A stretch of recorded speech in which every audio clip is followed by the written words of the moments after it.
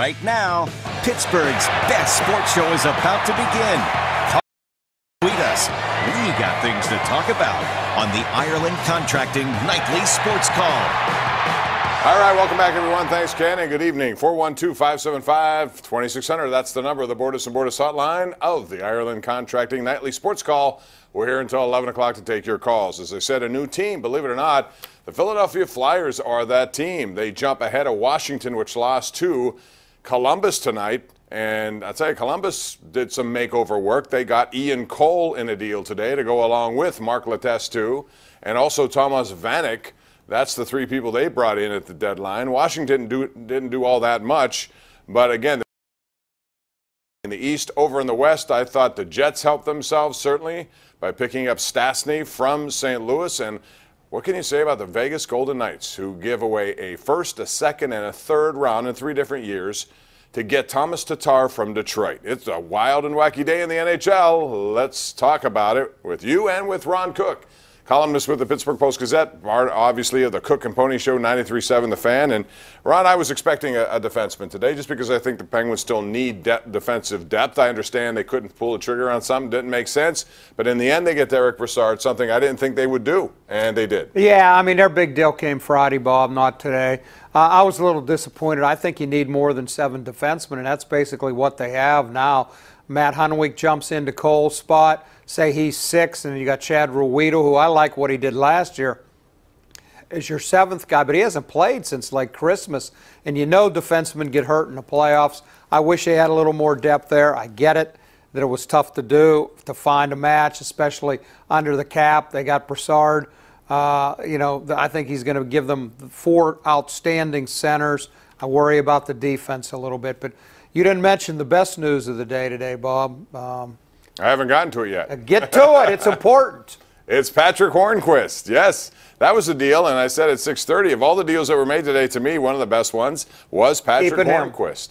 And I didn't think this was possible either, given how much money that they brought in Brassard for, although Vegas helped them out with a little kickback favor for maybe, making Marc-Andre Fleury available to them, but they're picking up 40% of that hit, which makes this available, plus the salary cap's going up. So tomorrow it looks like Jim Rutherford will announce a new 5-year extension.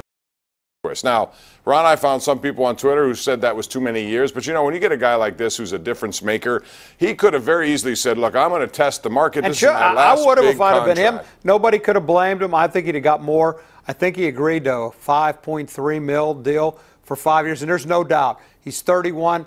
Last couple years of this, they could be overpaying.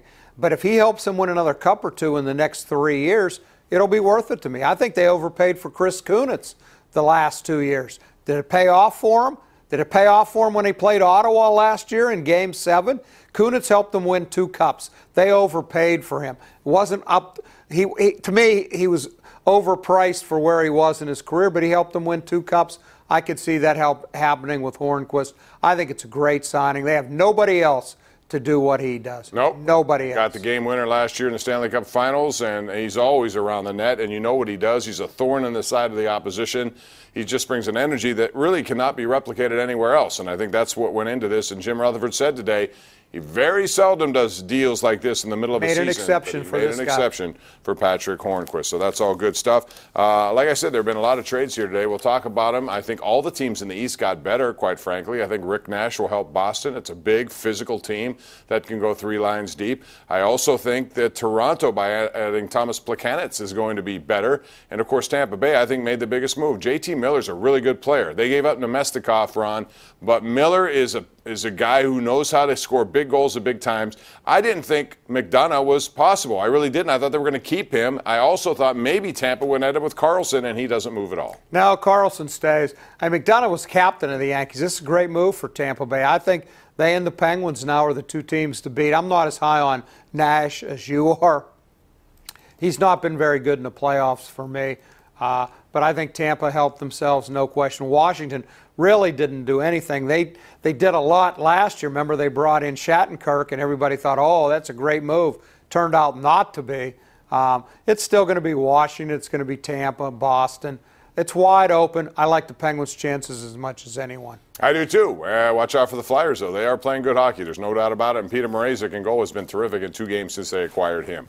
Lots to talk about. We'd like to do with you. So it's 412-575-2600. That is the number to call. You can also tweet us at KD Pomp, at Ron Cook PG. We'll talk to you and take your tweets next right here live on Pittsburgh CW.